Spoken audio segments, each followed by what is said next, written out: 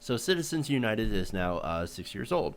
Now, of course, that decision has led to the creation of things like called super PACs that can spend unlimited amounts of money to influence elections through TV ads.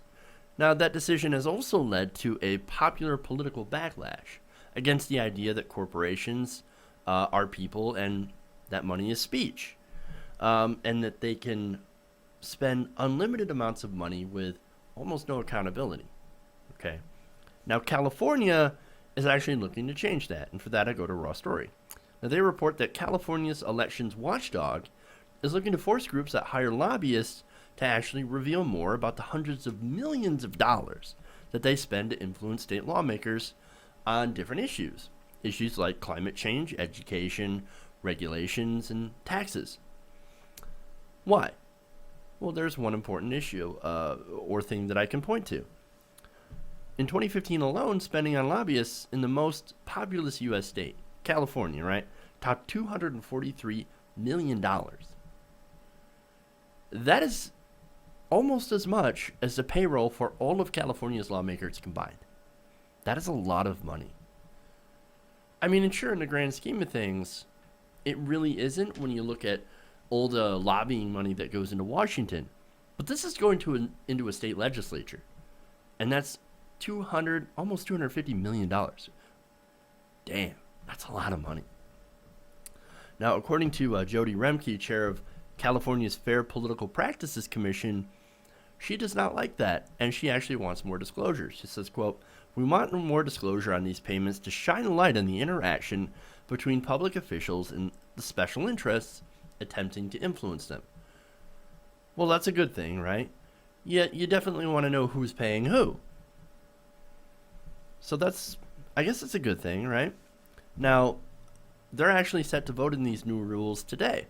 Now, if these get into place, California would join a handful of states considering the same kinds of rules, tighter campaign finance and ethic laws in the run-up to the election. Now, some of these states include Missouri, New York, New Mexico, and South Carolina. Now, the California rules, unfortunately, would not apply to federal lawmakers, such as U.S. representatives. Now, if the rules are approved, organizations that hire lobbyists would have to specify whether payments over $2,500 are used for things like advertising, research, event planning, or public affairs. And there are other categories, of course. So here you have a handful of states saying, look, man, we can't stop your money, but at least the least that we can do is show people whose hands this money is going into. Now, there is another problem with this proposal, and that's, of course, that it doesn't go far enough. Now, the new rules do not, for example, require those who hire lobbyists to identify the legislation that an individual payment was intended to influence. So, for example, if an oil and gas company uses a lobbyist to give money to a candidate in order to defeat a proposed carbon tax, for example, well, you couldn't actually see if that money went to influence that bill or not. You just can't. So, not as much transparency as we would like. And also, critics say the public affairs category, which encompasses grassroots organization and coalition building, could also become what they call a murky catch-all, as much as the, quote, other category is used currently. So, that could be an issue. In fact, Denise Roth-Barber, managing director of the National Institute of Money and State Politics, says, if the idea is to improve disclosure, well, why create a category that's new that is just as vague? That's a good point. That's a really good point.